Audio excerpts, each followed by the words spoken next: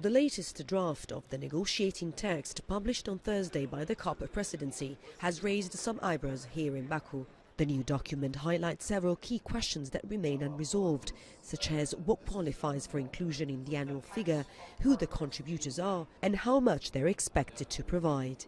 The EU Commissioner for Climate described the lack of clear figures for the climate finance goal as unacceptable. Although not directly involved in the negotiations, we asked Lidia Pereira, chair of the EU Parliament delegation, what's her take on the issue.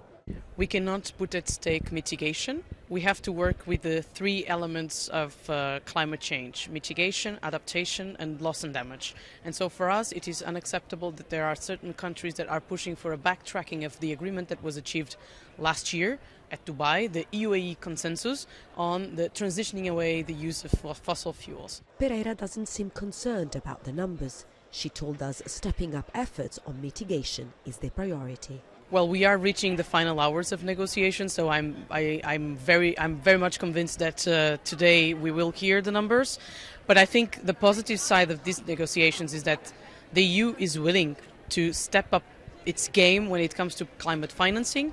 But on the other side, we have to see some movement of not backtracking, instead of stepping up the game in terms of mitigation.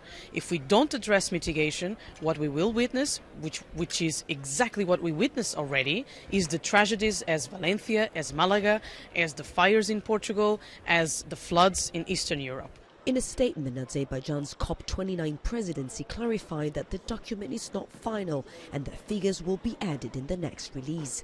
Sources close to the negotiations confirmed to Euronews that a breakthrough in Baku is within reach. George Orlandi, Euronews, at COP29 in Baku.